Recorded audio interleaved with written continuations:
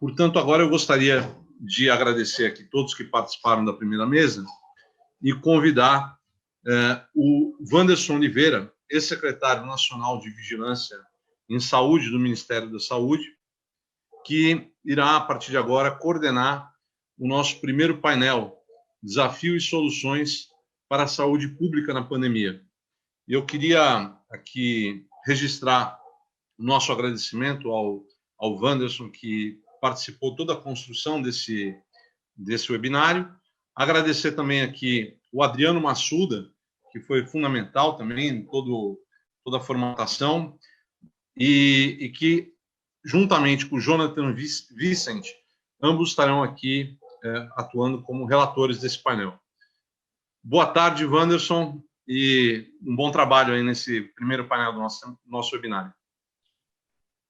Boa tarde, Fernando. Boa tarde a todos. Quero cumprimentar aqui todos os meus amigos e autoridades aqui presentes, senadores, a senadora Simone Tebet, e cumprimentar e agradecer também os colegas e amigos que aceitaram participar desse primeiro painel Desafio e Soluções para a Saúde Pública na Pandemia. Teremos aqui profissionais da mais alta experiência e vivência, como o professor e médico Alberto Chebabo, diretor médico do Hospital Universitário Clementino Fraga, doutora Carla Domingues, com quem eu tive muito aprendizado, foi quem me ensinou boa parte do que eu conheço sobre vigilância e sobre vacinação, o professor e amigo Marco Aurélio Safad, infectologista, dividimos e aprendemos diariamente junto à Secretaria de Educação de São Paulo, fazendo parte da Comissão Médica da Educação. Também temos o professor Dimas Covas, diretor e amigo do Instituto Butantan, doutor Gonçalo Vecina, e meu amigo, o professor doutor Marcelo Buratini, infectologista da Unifesp, e que vai falar também sobre a questão das predições. Brevemente, segundo a Organização Mundial da Saúde, as medidas de distanciamento físico em grande escala e as restrições, frequentemente chamadas de quarentena, podem reduzir a velocidade de transmissão, como mencionado pelo professor agora há pouco, como limitando o contato entre pessoas. No entanto, qualquer medida há desvantagens e vantagens. Essas medidas afetam desproporcionalmente os grupos vulneráveis.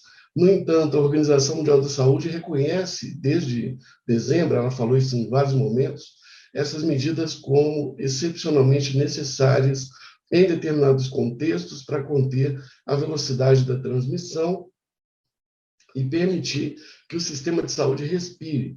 Esta medida é uma medida impopular que nenhum gestor deseja adotar, mas muitas vezes estão tendo que adotar.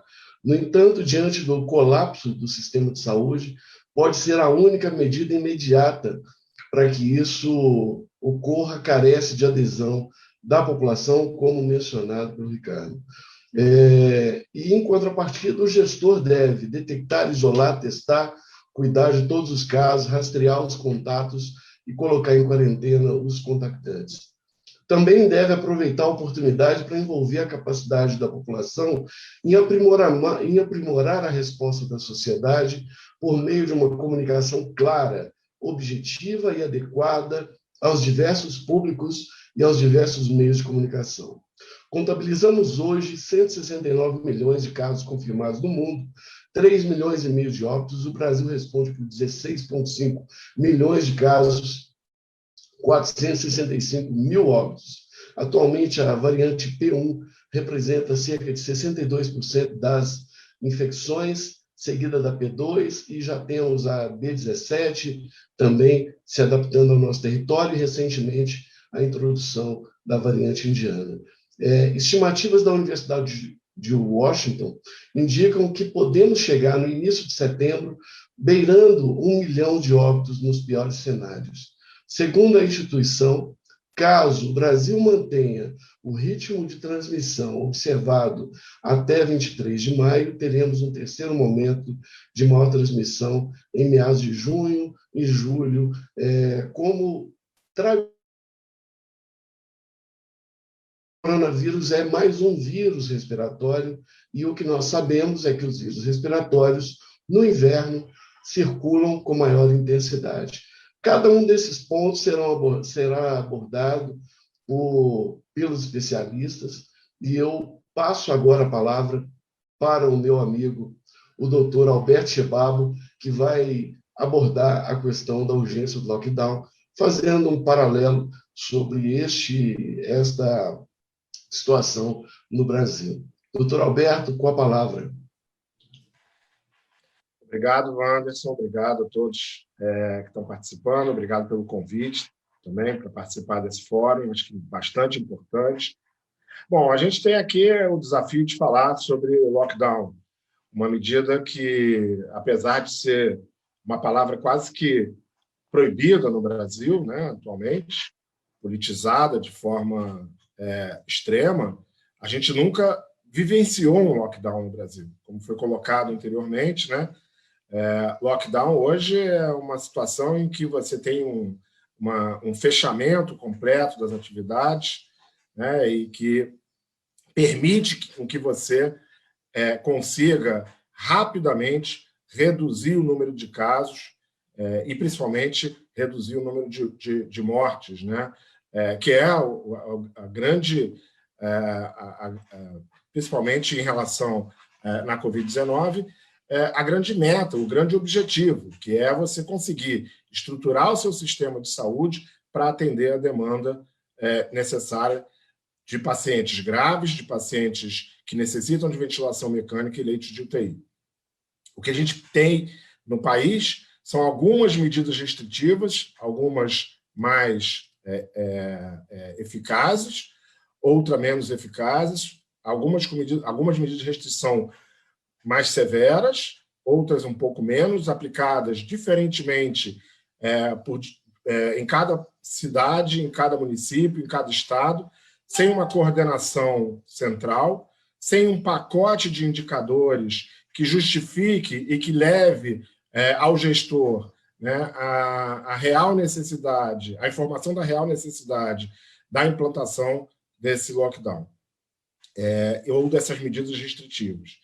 Como bem colocado anteriormente, né, a gente hoje está entrando, né, num período de inverno, aqui no hemisfério sul, né, e especificamente no Brasil, principalmente nas regiões sudeste, centro-oeste e sul, e a gente sabe que há um aumento do número de casos de infecções respiratórias, e a Covid-19 é uma infecção respiratória, e hoje tem sido considerada também uma endemia sazonal, ou seja, há variações sazonais da Covid-19, isso a gente já pode ver, não é igual um quadro de influenza, mas a gente já pode ver variações sazonais relacionadas à Covid-19.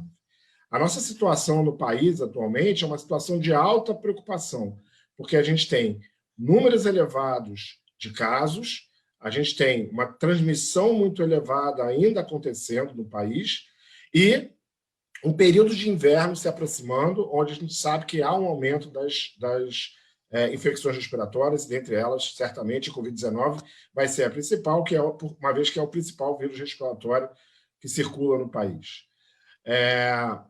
E medidas de restrição, e principalmente medidas de lockdown, certamente vão ser necessárias nos próximos meses, mas a gente sabe que elas pouco provavelmente serão implementadas.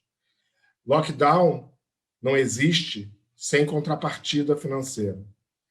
Principalmente num país onde você tem grande parte da população vivendo na informalidade, não há como você fazer medidas de extremo, estrito, né, econômico, de contrapartida para as populações menos favorecidas e também para os pequenos e médios empresários. Essa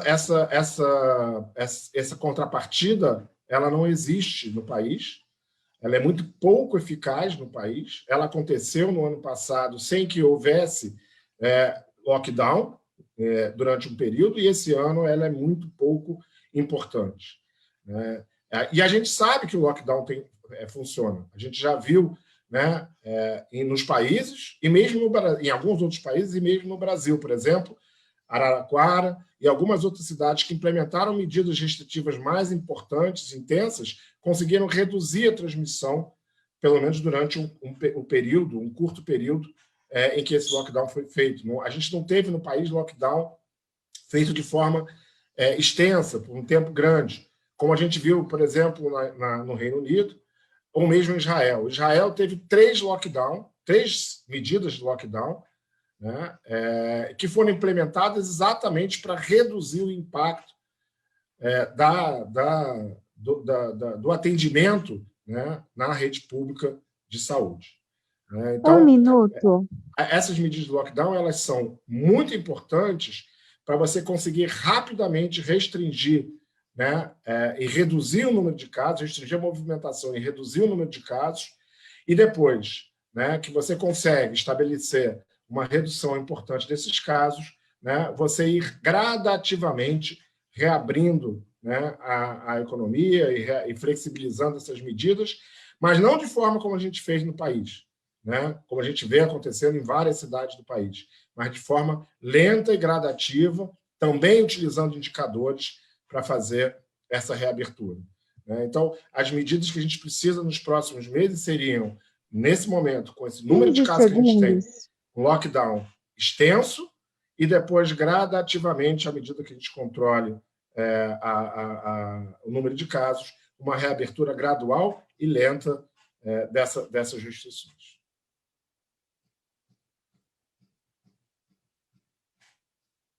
Obrigado, doutor Chibabo. Muito obrigado. Acho que o ponto central, vou, sem delongas, passar agora para a doutora Carla Domingues e depois eu comento ao final os comentários gerais. Doutora Carla Domingues vai falar sobre a vigilância epidemiológica e vacinação. Doutora Carla, com a palavra. Boa tarde a todos. Inicialmente, queria agradecer a participação nesse importante painel, organizados pelos Direitos Já. Acho que o primeiro ponto, quando a gente está falando de uma vacinação em massa, né, nós temos que definir qual é o objetivo que a gente quer dessa vacinação. Nós estamos falando de controle, nós estamos falando de eliminação ou de erradicação desse agente infeccioso. E, para isso, a gente precisa olhar que tipo de vacinas que nós estamos utilizando. As 2 vacinas mais usadas no nosso país até agora, elas têm uma eficácia em torno de 60%.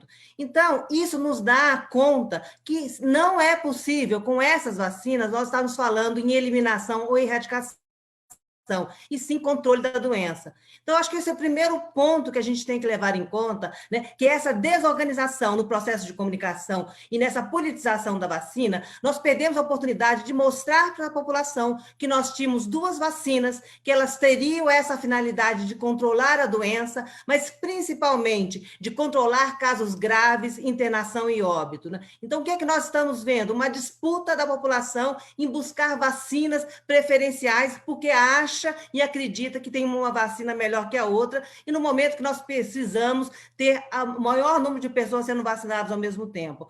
Então, com isso, também perdemos a oportunidade de fazer com que a população entenda que, se nós estamos falando de diminuir gravidade, né, e hospitalização e óbito, nós temos que olhar para o cenário epidemiológico para definir qual é o grupo que está maior risco de adoecer, ter complicações e óbitos. E é esse grupo que deve estratégia de vacinação. Então, nós estamos falando nesse momento de profissionais de saúde, de idosos, de indígenas, das comorbidades, e ainda hoje, quando a gente olha o cenário epidemiológico, nós estamos falando da população de 50 a 60 anos de idade. Então, quando a gente está colocando várias atividades essenciais na frente deste grupo, com maior risco de adoecer, ter complicações e óbitos, nós estamos realmente criando um fura-fila dentro do próprio Sistema Único de Saúde, porque nós não estamos olhando lá o nosso objetivo, né, de que é pensado na organização da campanha de vacinação, que é diminuir gravidade e óbito.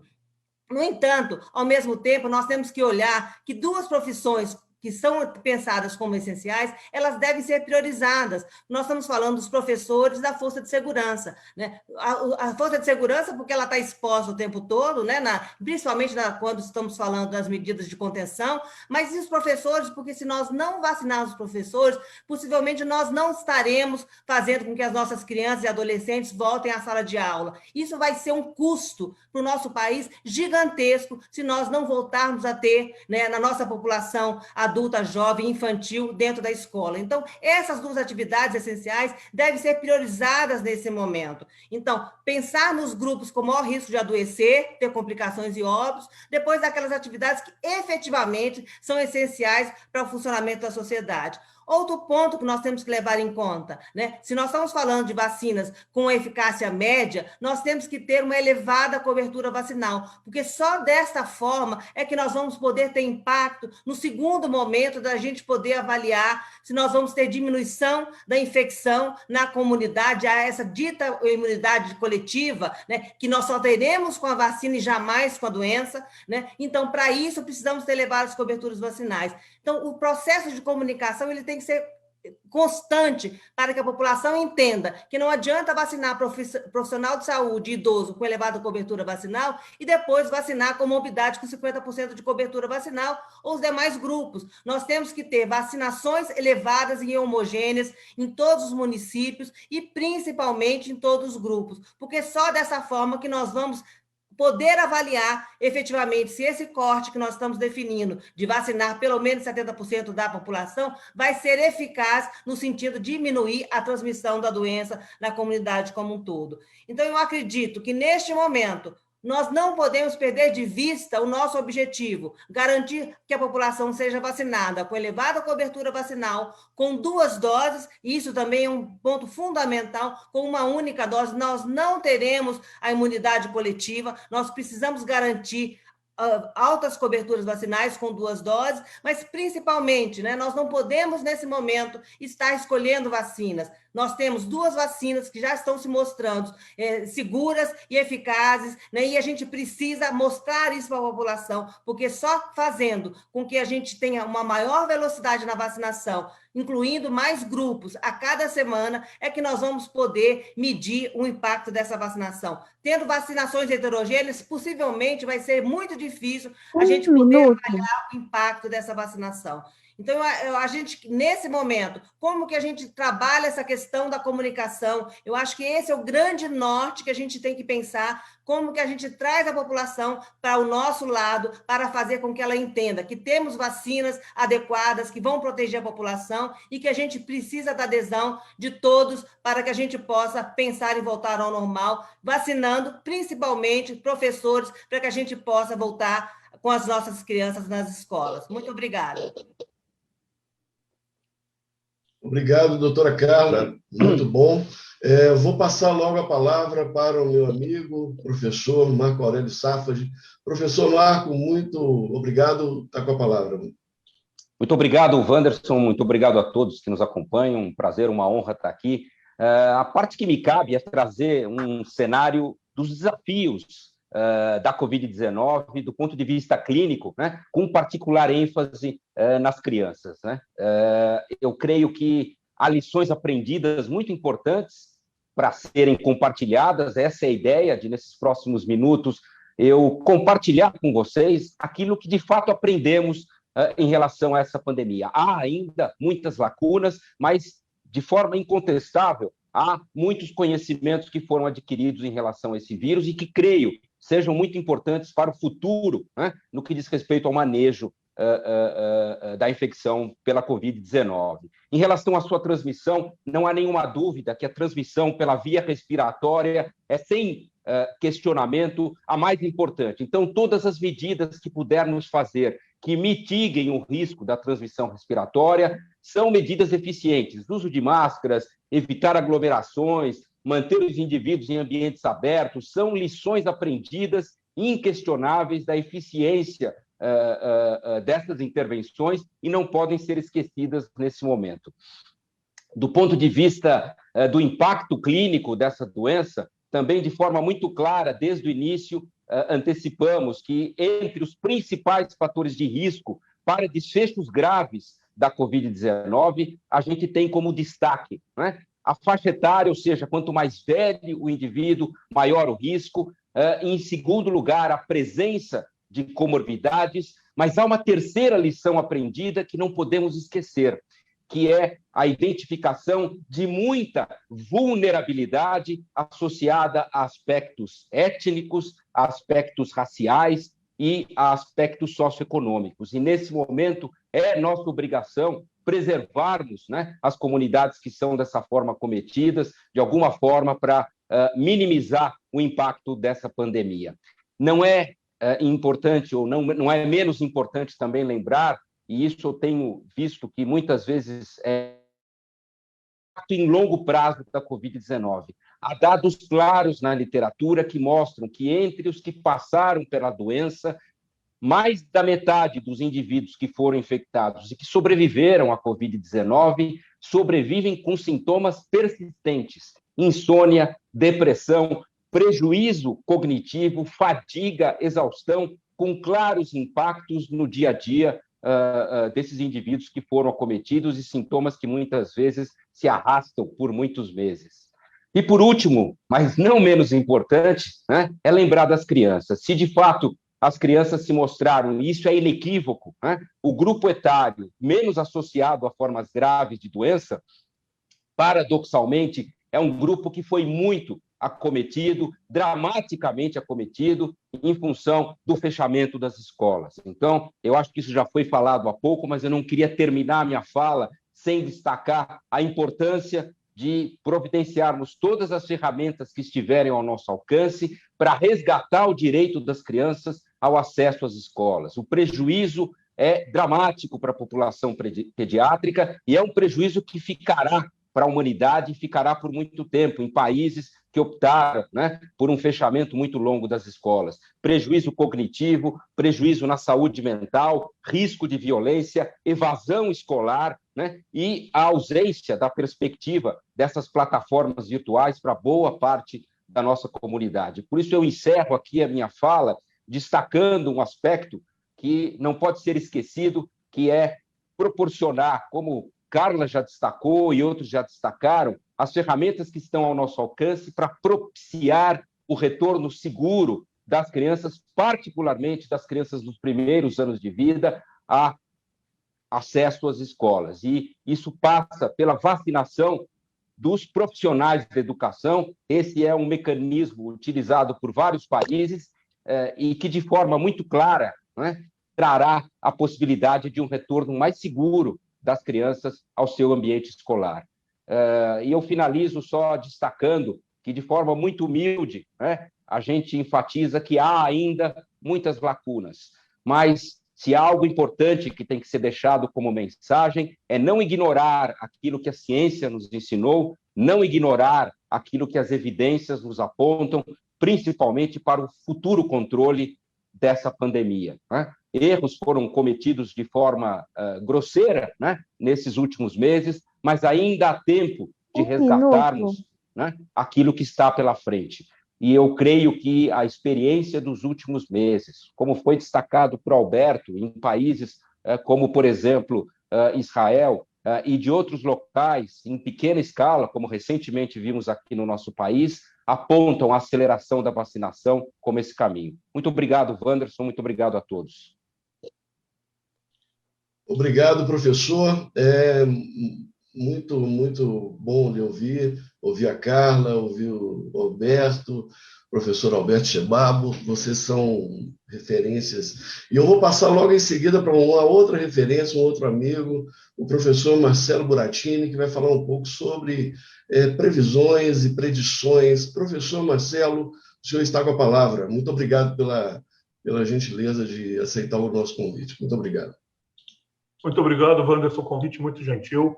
Gostando muito de participar desse fórum, ver amigos, Chebabo, Carla, Safa, o Temporão, tantos anos de luta no Ministério.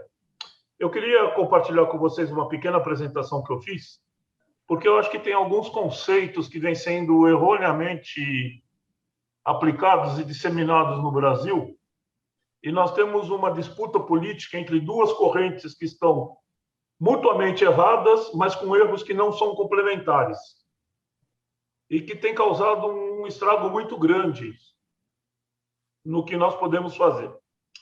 A tela abriu para vocês?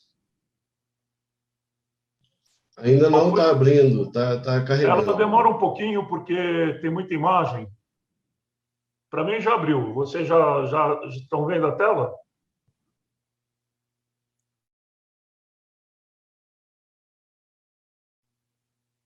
Estou acompanhando aqui no YouTube também, ainda não apareceu. Só um minuto.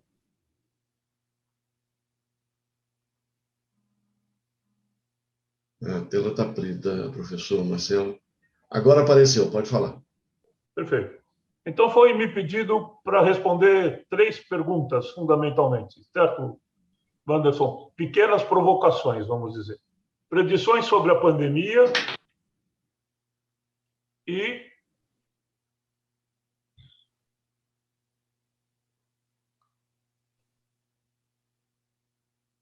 vamos começar. Opa, desculpe.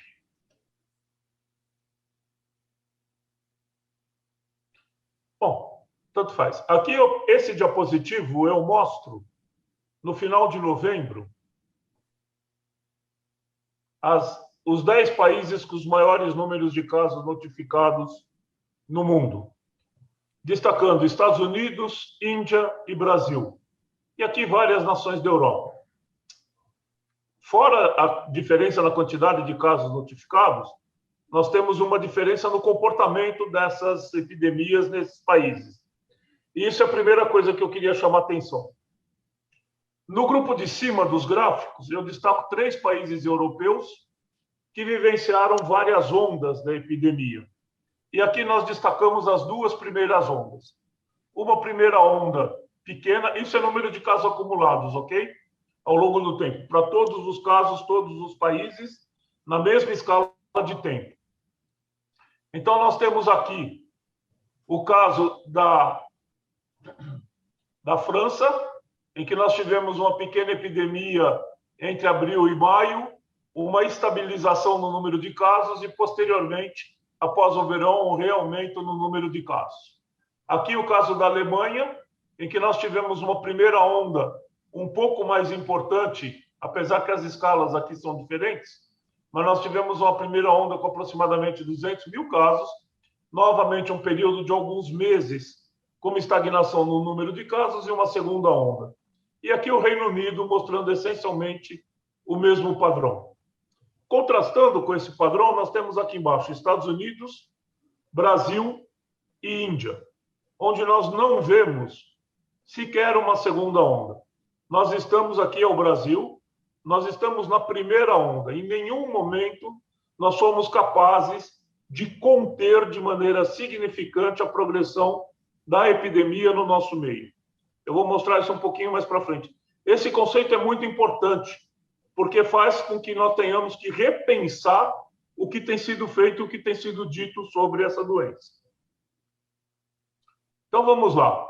Nós participamos do Covid-19-BR, foi um inquérito nacional de sobreprevalência, conduzido no ano passado, 4 fases de campo nessas datas, de 14 a 21 de maio até 27 a 30 de agosto.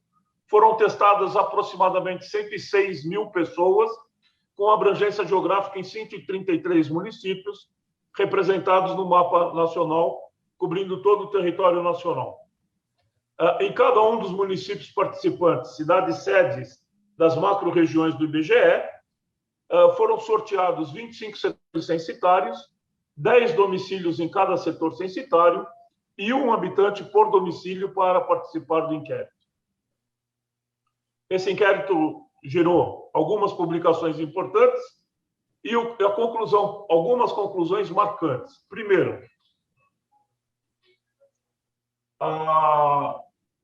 aqui o inquérito de maio, nós tínhamos poucas cidades com mais de 10% de prevalência no teste rápido de fluxo lateral. Em junho, nós tínhamos um aumento no número dessas cidades marcadas em quadrados, todas na região norte e algumas capitais do Nordeste, nenhuma capital da região Sudeste ou Centro-Oeste. Em junho, nós já tínhamos a participação do Rio de Janeiro, além da mesma área do Nordeste e Norte. E, em agosto, aconteceu uma coisa inesperada, apesar de usarmos o mesmo teste, nós tivemos uma prevalência equivalente a 1/4 da prevalência das fases anteriores. Isso está sendo atribuído a um problema do lote, mas outras hipóteses estão sendo investigadas. E, nesse momento, nós delineamos, então, um segundo projeto, que é o EpiCovid-19-BR2, é o Inquérito Nacional de Soroprevalência de Acesso Expandido, feito nos mesmos municípios, só que dessa vez nós fizemos uma metodologia um pouco diferente. 25 setores censitários por município, 8 domicílios por setor, por restrições orçamentárias, depois eu posso conversar, mas a previsão é que todas as pessoas habitantes do domicílio fossem participantes do estudo, com coleta de sangue e resposta de um questionário. Então, nós tivemos uma fase única que se estendeu de 25 a 21 de janeiro e, posteriormente, tivemos que fazer um recall entre o fim de março e a primeira quinzena de abril. Obtivemos 120 mil pessoas nessa única fase, das quais nós temos 117 mil exames sorológicos válidos. O exame sorológico nessa fase, diferentemente das 4 fases anteriores, foi feito com sangue total, plataforma Abbott, Architect, com o teste de alquimia, que é um eletroquimiluminescência por micropartícula, que é uma reação considerada com uma especificidade de 99,7% e uma sensibilidade para quem teve infecção há mais de 14 dias, próxima a 100%. É considerado um dos 3 melhores testes disponíveis hoje. Esse quadro eu deixei para vocês terem uma ideia. A casuística alvo de cada um dos 133 municípios abordados era 1.000 pessoas, com essa estratégia que nós adotamos, e aqui em verde, os municípios que atingiram pelo menos 85% da casuística prevista, em laranja os que atingiram mais de 70%, em vermelho menos de 70%. Por isso que nós tivemos que fazer o recall, para aumentar o número de municípios com a amostragem que nós considerávamos significativa. E aqui o resultado surpreendente que nós temos, resultado de 117 mil reações sorológicas geograficamente distribuídas sistematicamente no Brasil. A região norte, em laranja, é a região que tem a maior prevalência, em torno de 24%. O Brasil, em torno de 15% de prevalência. E a região nordeste, a região que tem a menor soroprevalência, em torno de 10% a 12%. A Carla falou uma questão que a imunidade de rebanho por infecção natural não vai ser atingida. Eu digo não, ela vai. As nossas estimativas da taxa de reprodutibilidade basal, ou seja, o número de casos secundários a um caso índice na população, e hoje, com a população já parcialmente exposta, ela está em torno de 1,7 a 2, o que deveria fazer supor que uma imunidade populacional de 50% a 60% seria suficiente para interromper a curva epidêmica. Isso implica que, com as vacinas que nós temos hoje, como a Carla falou, e me desculpe, eu vou mencionar principalmente a Coronavac, que tem uma eficácia menor do que as demais, nós não vamos conseguir atingir, mesmo vacinando 100% da população. E se nós deixarmos a imunidade natural agir, nós vamos chegar à imunidade de rebanho, mas a um custo de vidas perdidas de 3 a 4 vezes maior do que o que nós tivemos até o momento. Então, essa não é a solução. Finalizando aqui, só para mostrar para vocês o que eu estava comentando antes, essa é a curva de casos acumulados que nós temos no Brasil, desde o início da pandemia, em fevereiro de 2020, até agora, o último dado dessa curva é dia 24 de maio de 2021. O que nós podemos ver é que nós temos um crescimento praticamente linear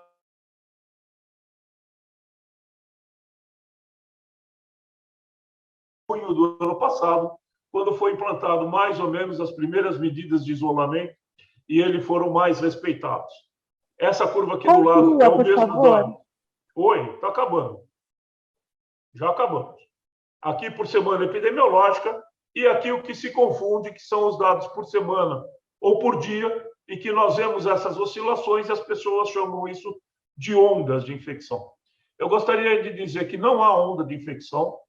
Nós temos uma única infecção que não está controlada em nenhum momento. A aparição de novas variantes, que também está se pedindo.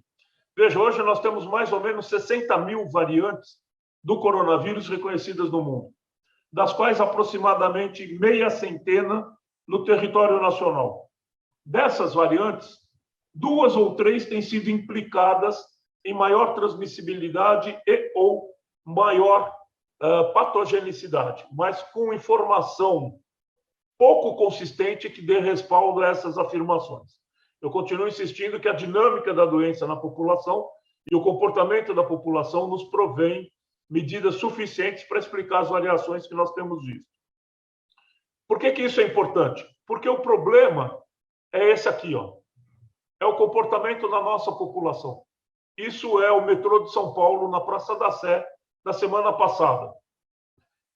Se nós não queremos aglomerações, nós precisamos pensar em medidas efetivas e inteligentes que permitam distanciamento social. Lockdown, fechamento de economia num país como o Brasil não é viável, não é possível. Um país em que 45%, 50% da população é de trabalhador informal, que não tem reserva financeira e precisa trabalhar todos os dias para ter dinheiro para pôr comida na mesa, não é viável deixar essa população em casa.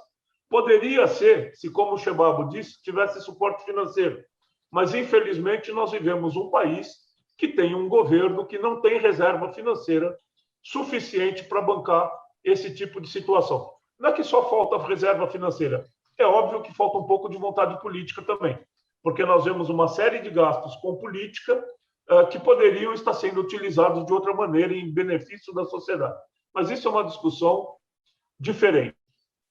Obrigado. Então, o que eu acho que é importante, o que fazer no curto prazo e no médio prazo? Eu vejo basicamente 2 conjuntos de medida. O primeiro conjunto de medida é intensificar a vacinação com as vacinas mais efetivas disponíveis que nós temos. Alguns passos estão sendo dados nesse sentido. Nós precisaríamos apressar isso e acabar as disputas políticas regionais para termos uma diretriz conjunta. O segundo passo, eu gostaria muito... Obrigada pela sua participação. Obrigado, professor Marcelo. Tudo bem, eu respondo depois se alguém perguntar. O sistema está fechando aqui. Não tem problema. Eu vou passar a palavra agora, logo em seguida, para um breve comentário a respeito da... A doutora Marilda, infelizmente, não vai poder participar, ela teve um problema de saúde, e aí eu queria só uma breve palavra do doutor Alberto Chebabo sobre a questão da testagem. Doutor Alberto, o senhor pode comentar em 2 minutos, por favor? Posso sim, Wanderson. Bom, em relação à testagem, né, a gente tem já desde o início da pandemia uma recomendação da OMS, que é de testar, testar, testar. Quanto mais você testa, mais você identifica os casos, mesmo aqueles pouco sintomáticos ou até assintomáticos, e você consegue isolar rapidamente essa população e identificar os contactantes e também testar e isolar aqueles que foram infectados e que possam estar transmitindo. Uma das questões que dificultou muito a testagem no início era a falta de insumos pelos testes moleculares, né? Lembrando que o mundo inteiro estava buscando esses testes moleculares e a gente tinha muita dificuldade de conseguir esses insumos e, obviamente, países como o Brasil, países que não são produtores como o Brasil, né, sofreram bastante no início. A partir do final do ano passado e esse ano, a gente teve a implementação no mercado dos testes de antígeno. São testes rápidos, testes realizados em suave nasofaríngeo ou até em suave nasal, com resultado em 15 minutos, testes muito fáceis de serem aplicados. E esses testes, apesar de terem uma sensibilidade um pouco menor do que o PCR, nos pacientes sintomáticos, eles têm uma sensibilidade muito semelhante à do PCR. Ou seja, você pode utilizá-los para diagnóstico facilmente no paciente sintomático. E a outra grande aplicação desses testes pela facilidade e pelo custo baixo, né, é você fazer essa testagem em massa na população, utilizando estratégias de testagem e distribuição desses testes seriadamente, em que eu consiga testar populações 2, 3 vezes por semana. 1 minuto. Mesmo que essa sensibilidade seja um pouco menor, ela é compensada pela maior capacidade de testagem, pelo número de testes.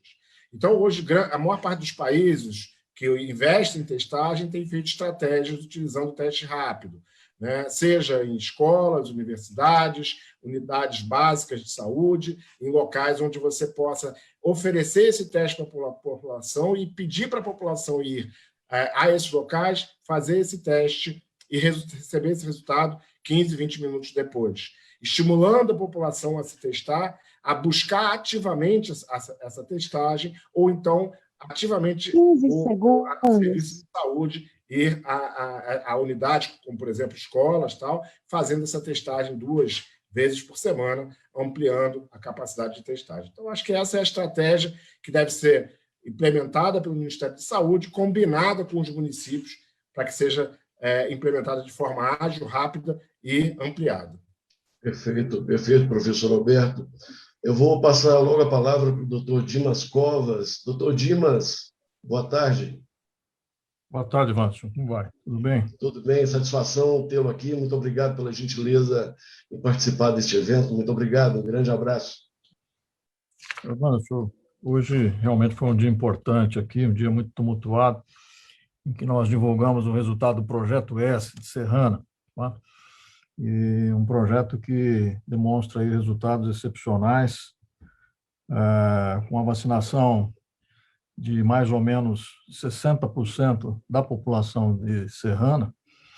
Nós obtivemos aí redução de sintomáticos de 80%, de hospitalizações de 86% e de óbitos de 95%, independente do indivíduo ser vacinado ou não. Inclusive isso na população de crianças e adolescentes. Então, um resultado importantíssimo que foi divulgado hoje e com bastante detalhes. Mas o meu tema, nos 5 minutos que você me concedeu, é a questão de disponibilidade de vacinas.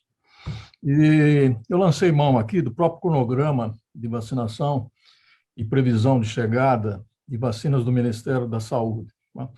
Então, em maio, ele previa receber 32 milhões, né? Recebeu um pouco menos do que isso. E em julho, 39 milhões. Né? Essa previsão está em aberta, né? Por parte do Butantan, nós ainda dependemos de chegada de matéria-prima para completar a nossa entrega de 6 milhões, nós vamos entregar 5 milhões. E aí tem a grande incógnita. Quer dizer, para o terceiro trimestre, o Ministério da Saúde previu a entrega de 180 milhões de doses e para o quarto trimestre mais 300 milhões de doses. Bom, veja, eu acho que, não sei se teremos todas essas vacinas, né? Acho que falar vacina do ponto de vista contratual, né, é um pouco diferente do recebimento mesmo dessas vacinas, né? A julgar pelo ritmo, isso não vai acontecer nessa velocidade que está prevista e possivelmente nós vamos conseguir terminar a vacinação aí de 50, 60 milhões de pessoas, que é o que está previsto aí, pelo menos nessa fase inicial do PNI, na minha previsão, final de setembro, começo de outubro.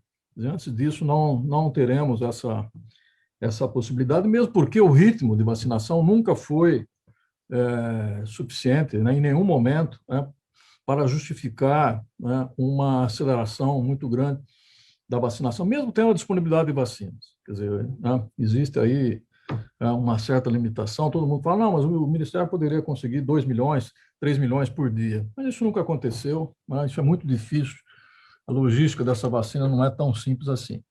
Então, eu faço essa previsão, essa projeção, que na realidade não é uma previsão, é uma projeção, com base no que vem acontecendo até então e projetando isso no tempo.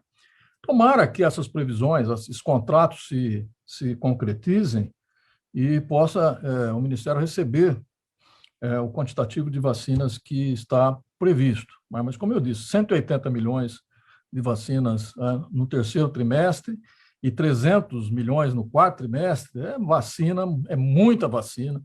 Eu acho que isso não tem muita formas de você, enfim, achar que essa previsão vá se concretizar. A não ser que haja uma grande mudança, né? A não ser que haja uma grande mudança aí no panorama atual do Brasil, eu acho que isso é muito otimista. Esse plano é muito otimista de chegar à vacinação aí de toda a população adulta, pelo menos até o final desse ano. Acho que é basicamente isso, Wanderson. No meu tempo aí, eu estou à sua disposição. Muito obrigado, doutor Dimas. Esse é um ponto central, eu concordo plenamente, eu acho que a gente tem que ser realista. Eu vou comentar mais adiante, já vou aproveitar esse tempinho que você me disponibilizou e passar logo a palavra para o doutor Gonçalo Vecina, meu grande amigo, mestre de longas caminhadas. Professor Gonçalo, com a palavra. Bom, boa tarde a todos, boa tarde, Wanderson. Quero parabenizar o Fernando Guimarães, o Direito Já, pelo evento. Infelizmente, não tem outra saída, né? Temos que brigar, né? Só que estamos perdendo, como já foi dito por vários, a batalha da comunicação. Se a gente não conseguisse juntos, né? Então, essa questão da vacina, o que é uma vacina eficaz e o que é uma vacina efetiva? Nós não estamos sendo capazes de comunicar isso, porque nós também não temos um acordo sobre o que é efetividade.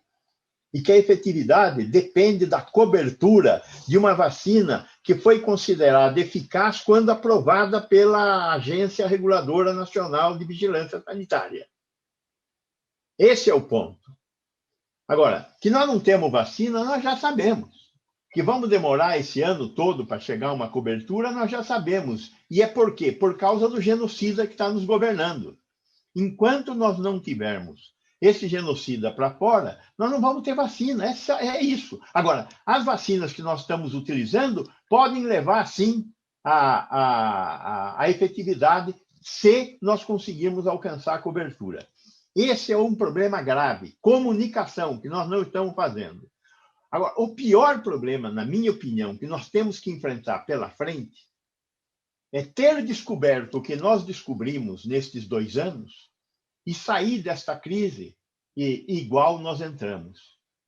Eu acho que a grande questão a ser evitada, e neste sentido o direito já é fundamental, é evitar o esquecimento. Esquecer que nós somos um país tão desigual, esquecer que sem SUS não tem solução, esquecer que nós elegemos um genocida que está colocando esse país de joelhos. Este é o grande problema que nós não podemos permitir que aconteça, o esquecimento. Então, quero que este ato seja um ato em busca da lembrança do que nós temos que fazer em função do que nós fizemos até agora. Porque se queremos algo diferente, seremos também nós que teremos que fazer. Era isso, Wanderson. Obrigado. Muitíssimo obrigado, professor Gonçalo Vecina. Professor, meu amigo, secretário de Saúde do Espírito Santo, doutor Nésio. Nésio, está com a palavra. Muito obrigado pela sua presença.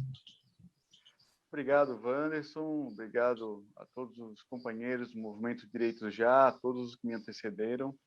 Eu fui convidado para poder estar falando sobre o desafio, né, da Coordenação Nacional de Enfrentamento à Pandemia no Brasil, mais especificamente tratando do tema de regulação, né, da regulação do acesso especificamente. A pandemia desafiou todos os sistemas de saúde do mundo, né, os que não dedicaram devida atenção às previsões de cenários que apresentaram e anteciparam, né, deram previsibilidade do que poderia acontecer com seus sistemas de saúde, com seus países, aqueles que não se atentaram a esses cenários previstos, não se prepararam de maneira adequada. E isso aconteceu tanto nos países centrais quanto nos países periféricos. No entanto, alguns países conseguiram corrigir a tempo, né, a sua estrutura de enfrentamento à pandemia, tanto no que diz respeito à preparação da rede assistencial, quanto no que diz respeito à adoção de medidas que estimularam a aquisição rápida e a vacinação ampla das suas populações. No caso brasileiro, nós já passados mais aí de 1 ano e 4 meses de vivência, né, no mundo com o SARS-CoV-2, nós insistimos, infelizmente, como país, a fracassar na tentativa de acertar como nação. Nós vivemos um momento onde cada unidade federada carrega nas costas a responsabilidade de dar conta de todas as dimensões de enfrentamento à pandemia. E isso no componente da regulação, que eu gosto de poder traduzi-la como uma engrenagem capaz de poder conectar diversos níveis de atenção, diversos pontos de atenção a uma garantia de acesso adequada e oportuna à população, ela também fracassou no que diz respeito à sua dimensão nacional. Nós vivemos no Brasil, um país de dimensões continentais, o colapso assimétrico em alguns momentos, né, das redes assistenciais, que não foi unânime em todo o país durante toda a pandemia. Não foi hegemônico, não unânime, né? Nós tivemos a pandemia ela crescendo de maneira diferenciada em cada região ao longo do ano 2020, com fases de expansão, estabilização e recuperação, entendendo a lógica de ciclos de desastres, que a gente pode desenhar, então, os momentos de alerta, alarme, de aceleração, estabelecimento da crise, estabilização em fase de recuperação. Nós, com exceção da última grande expansão no país, tivemos momentos onde estados colapsaram em momentos distintos, e que uma articulação nacional poderia ter cumprido um grande papel.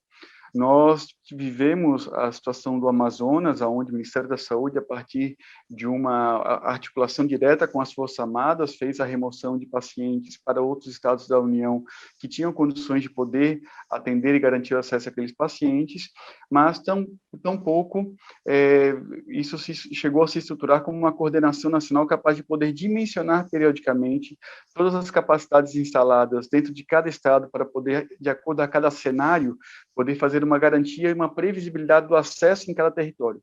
E também, nas situações de desastre, de colapso, poder remover os pacientes em tempo oportuno.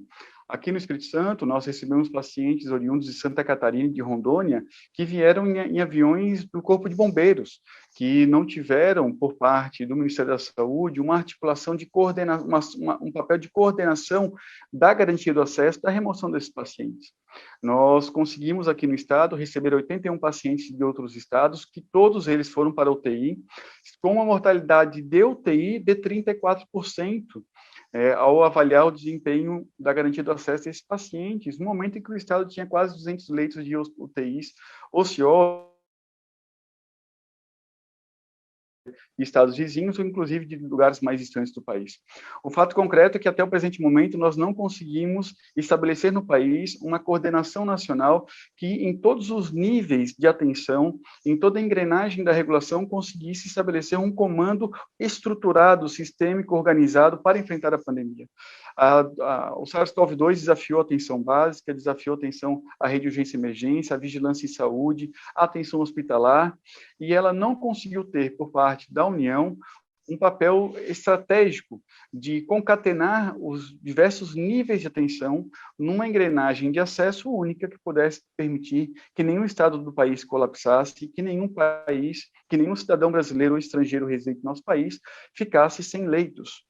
Ao longo do ano passado, foi lançada uma estratégia que tinha um nome muito positivo, a estratégia Leitos para Todos, né, na perspectiva de que se encomendou à União, ao longo dos meses de abril, maio e junho do ano passado, de que o país precisaria adotar medidas, inclusive, de regulação junto à rede privada, para poder garantir uma fila única, para poder garantir um acesso a toda a população brasileira.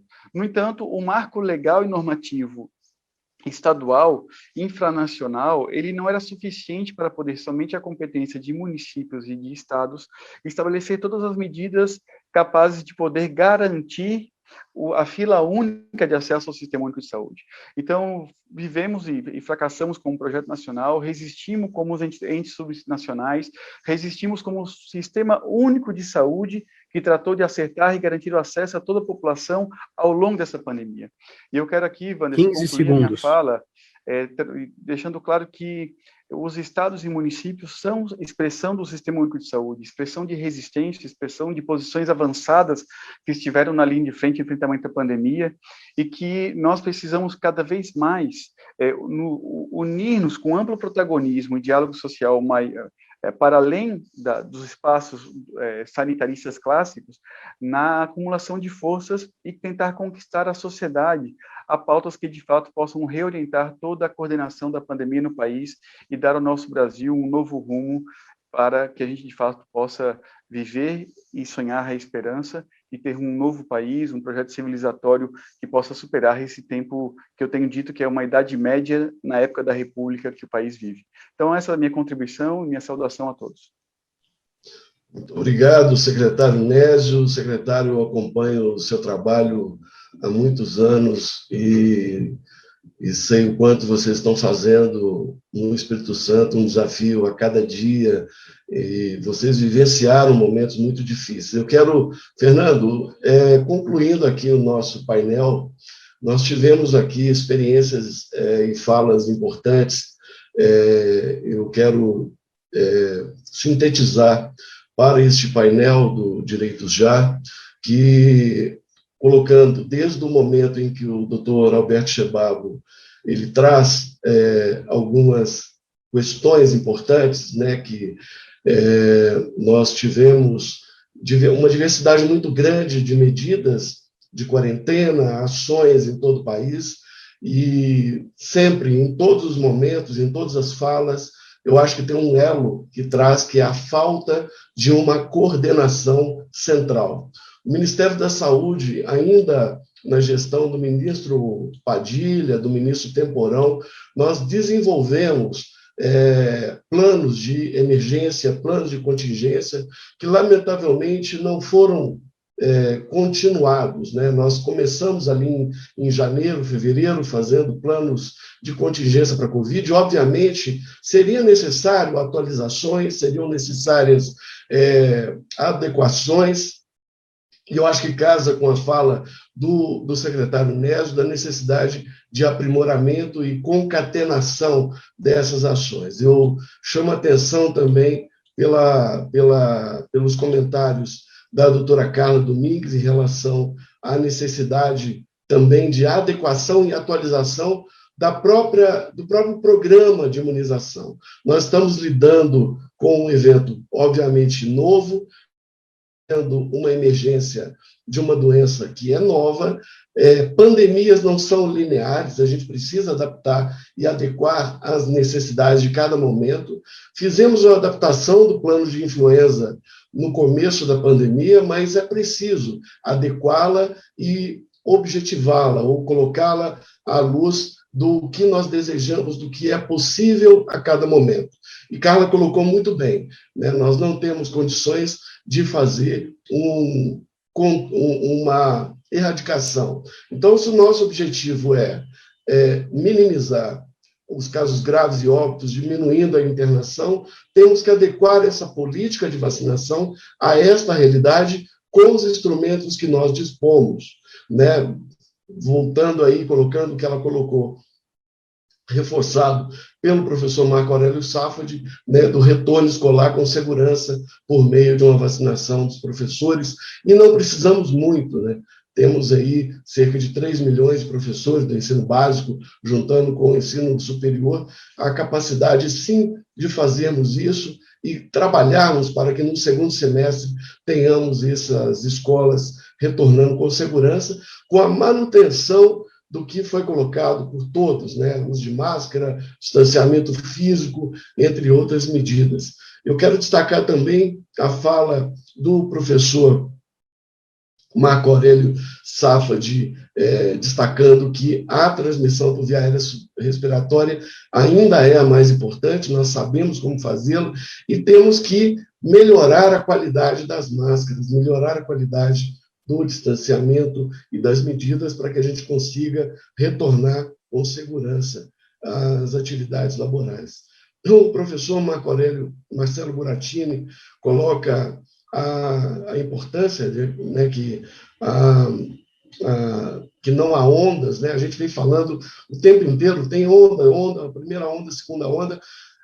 A gente que trabalha há muitos anos com epidemias, com emergências, o que a gente está tendo é uma grande onda com vários momentos, vários modas, né? Se a gente fosse falar isso em estatística, a gente falaria que a gente tem uma distribuição multimodal, né? Nós estamos tendo vários momentos de maior frequência de casos ao longo do tempo e do espaço, mas lembrando que para termos onda, a gente precisa, entre o pico e o vale, deveríamos ter em torno de 70% de redução. Nós não temos isso, não tivemos em nenhum momento disso. Só que não vai adiantar, do ponto de vista de comunicação, eu já desisti de ficar falando, tentando mudar a terminologia. Então, eu aceito. Vamos falar de onda? Tudo bem. Vamos falar de onda, vamos ter outra onda agora. Vamos ter novas recrudescências, porque nós estamos ampliando a comunicação, ampliando o acesso, ampliando o contato. E isso vai intensificar a transmissão. E para enfrentar isso, como disse o próprio Buratini, por meio da intensificação da vacinação. Um minuto. Por fim, o professor Dimas Covas colocou uma luz de lucidez à nossa realidade. Nós não vamos conseguir, até meados de setembro, outubro, superar a nossa capacidade, que já está se mostrando exausta, né? A gente está com o sistema exausto, em torno de 50, 60 milhões de doses é o que a gente vai ter para conseguirmos fazer até meados de setembro, outubro. Então, se é isso que é possível fazer, que tenhamos uma aceleração, que tenhamos um respeito à prioridade da vacinação estabelecida pelo Programa Nacional de Imunização e conseguimos, com isso, fazer uma proteção 15 segundos. E, por fim, o secretário Nézio colocou a necessidade de um controle, de uma organização e da necessidade de uma coordenação para aprimoramento da comunicação e colaboração entre os entes federados. Faltam marcos legais. Então, finalizando, comunicação, vacina, testagem, eu sempre tenho falado, testagem não é muito mais testes, né? Testes com melhor qualidade, com melhor racionalidade e com melhor encadeamento com o sistema de atendimento, isolando quem está assintomático e aqueles que estão com resultados positivos. E também os marcos normativos. Eu acho que esses são os principais elementos, Fernando, do nosso painel. E aqui eu agradeço a todos os meus amigos, doutor Nézio, doutor Buratini, doutor Gonçalo, doutor Dimas, a doutora Marilda, que não pôde participar, mas ela se faz presente entre nós aqui, o Domingues e o professor Alberto Chebabo. Muito obrigado, é um prazer, uma honra estar compondo aqui com Direitos Já. Fernando, passo a palavra, muito obrigado. Muito obrigado, Wanderson Oliveira, parabéns pela condução do painel. Cumprimentos a todos os expositores e certamente esse painel ele é fundamental agora para a continuidade dos nossos debates aqui no segundo e no terceiro bloco. Eu gostaria de agradecer algumas presenças aqui, ofícios de cumprimentos dos governadores Ibanez Rocha, Eduardo Leite e Rui Costa, o Adilson de Araújo, presidente da Central dos Trabalhadores e Trabalhadoras do Brasil, que está aqui na sala conosco, o Adriano Massuda, médico sanitarista, que nos ajudou na organização, Antônio Funari Filho, presidente da Comissão Justiça e Paz de São Paulo e da Conferência Nacional dos Bispos do Brasil, o pastor Caio Fábio, o ex-vereador de São Paulo, Daniel Nemberg, o presidente do Conselho Estadual de Defesa dos Direitos da Pessoa Humana de São Paulo, Dimitri Salles, a vice-presidente da Sociedade Brasileira para o Progresso da Ciência, Fernanda Sobral, o pastor Levi Araújo, da comunidade Caverna, o conselheiro estadual de Educação de Goiás, Manuel Barbosa dos Santos, a diretora executiva de Vigilância em Saúde do Amapá, doutora Iracilda Costa Pinto, e representando o secretário de Saúde do Amapá, Jefferson Araújo.